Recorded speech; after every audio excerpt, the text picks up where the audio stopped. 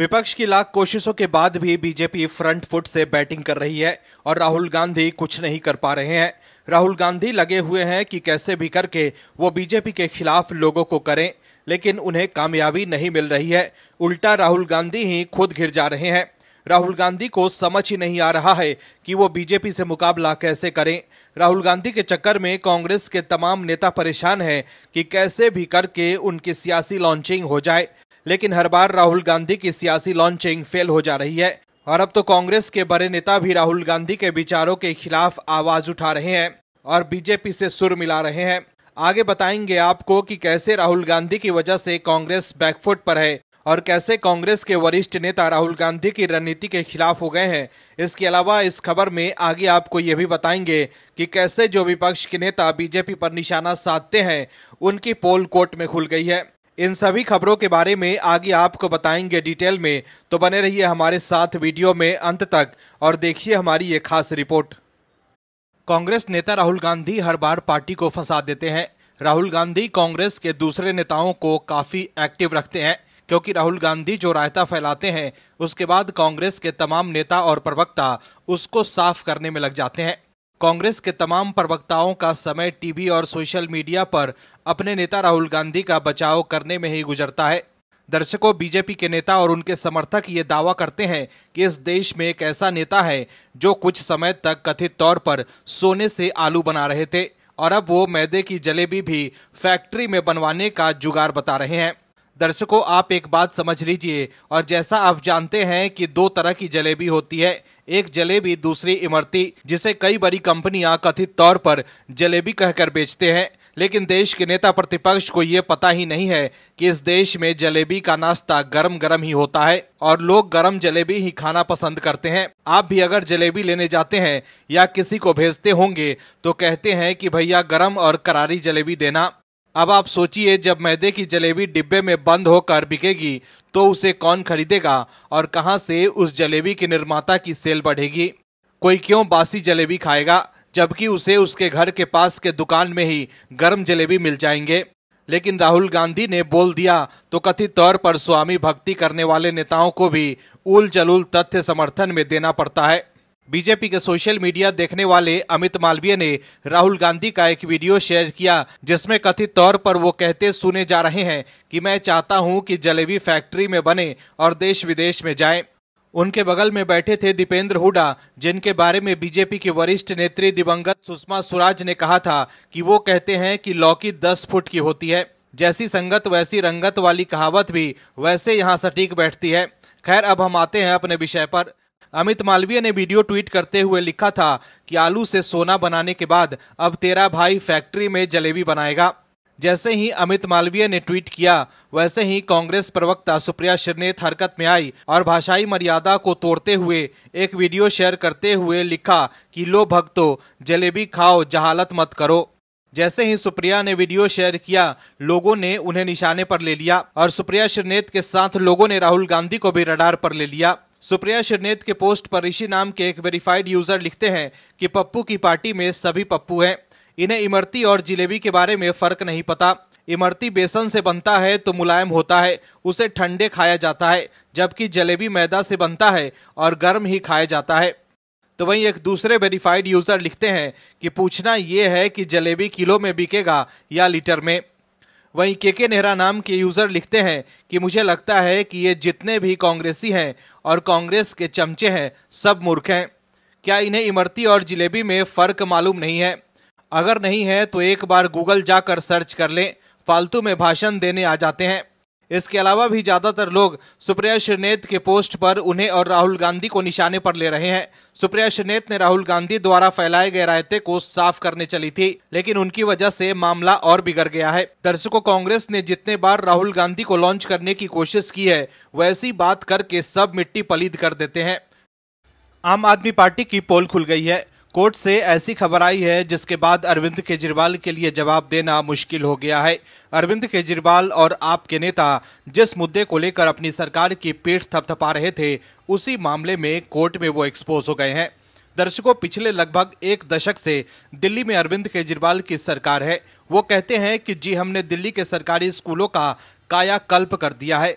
जैसे स्कूल राजधानी में है वैसे पूरे देश में नहीं है। वहीं मनीष सिसोदिया जो कि शिक्षा मंत्री थे दिल्ली के, और उनको जब शराब घोटाले मामले में गिरफ्तार किया गया और जब वो जेल गए तो आपके नेता खूब हल्ला मचा रहे थे कि दिल्ली की शिक्षा में क्रांति लाने वाले एक आदमी को केंद्र सरकार के आदेश पर गिरफ्तार कर लिया गया है। तमाम तरह की बातें की गई, लेकिन दिल्ली की जनता का हक मार ली गई विकास न करके। दिल्ली की तब की केजरीवाल सरकार द्वारा और अब की आतिशी की आप सरकार भी वही कर रही है। दर्शकों, आपके नेता बातें तो बहुत करते हैं, लेकिन इस बार कोर्ट में दूध का दूध और पानी का पानी हो गया है, जिसके बाद आपके नेताओं के लिए बोलना मुश्किल हो गया है।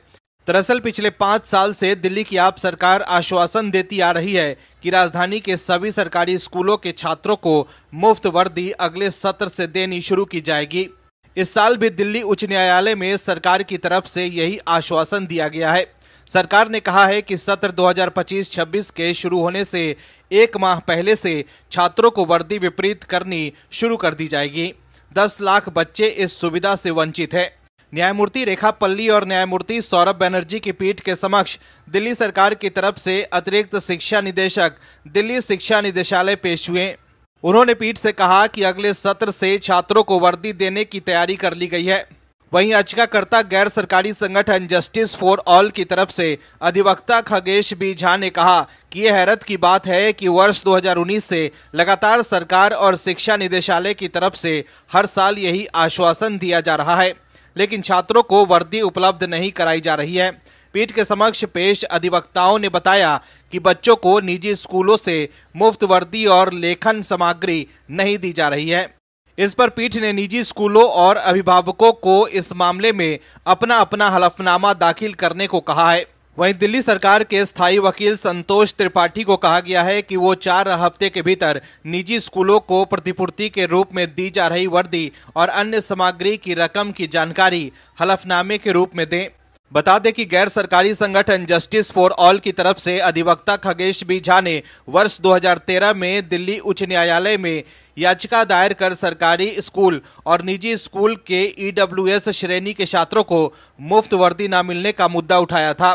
सरकार ने जल्द वर्दी देने की बात कही, लेकिन वर्ष 2018 तक वर्दी न देने पर दिल्ली सरकार के खिलाफ अवमानना याचिका दायर की गई। याचिका के मुताबिक दिल्ली सरकार और निजी स्कूलों में कम आय वर्ग के तहत पढ़ रहे तकरीबन 10 लाख छात्रों को पिछले 1 दशक से ज्यादा समय से मुफ्त वर्दी नहीं दी जा रही है। दर्शकों, आप लोग खुद ही सोचिए कि कैसे दिल्ली की आप सरकार ने बच्चों के हकों का शोषण किया और अब फिर से कोर्ट के सामने बहानेबाजी कर रहे हैं। लेकिन चुनाव के दौरान अरविंद केजरीवाल और आपके नेता दिल्ली शिक्षा मॉडल को लेकर अपनी पीठ थपथपाते हैं, लेकिन कोर्ट से जो खबर आई है उससे आम आदमी पार्टी की पोल खुल गई है। कांग्रेस नेता राहुल गांधी को कांग्रेस के नेता जननायक कहते हैं, लेकिन राहुल गांधी के खिलाफ अब कांग्रेस में ही आवाज उठने लगी है। कांग्रेस के ही बड़े नेता अब राहुल गांधी से सहमत नहीं है और उनके विचारों के खिलाफ खुलकर आवाज बुलंद करने लगे हैं। इस मामले में अभी हाल ही में कोर्ट ने राहुल गांधी के खिलाफ समन जारी किया है और अब कांग्रेस के ही वरिष्ठ नेता पार्टी को नसीहत दे रहे हैं। दर्शकों, कांग्रेस के वरिष्ठ नेता सुशील कुमार शिंदे ने कांग्रेस की लंका लगा दी है। दर्शकों, समझने की जरूरत है कि कांग्रेस के परिवारवादी नेता लगातार वीर सावरकर पर हमला करते हैं, लेकिन कांग्रेस के जमीनी नेता ये हमेशा से समझते रहे हैं कि वीर सावरकर का समाज के लिए योगदान अतुलनीय है। दर्शकों, कांग्रेस ने हमेशा से ही वीर सावरकर का अपमान किया, लेकिन कांग्रेस के ही नेताओं ने उनके योगदान को सबके सामने लाकर रख दिया है। कांग्रेस के आज़ादी की लड़ाई लड़ने वाले नेताओं को सिर्फ सत्ता से मतलब था, लेकिन सावरकर सरी के वीरों को एक ऐसा देश चाहिए था जो आदर्श और सभी तरह के भेदभाव से मुक्त हो।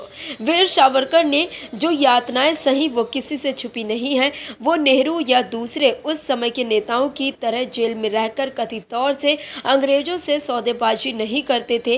वीर सावरकर हमेशा से कहते थे कि हमें सिर्फ सत्ता का लोभ नहीं है। कांग्रेस के वरिष्ठ वरिष्ठ नेता सुशील कुमार शिंदे की आत्मकथा में स्वतंत्रता सेनानी वीर सावरकर की तारीफ की गई है।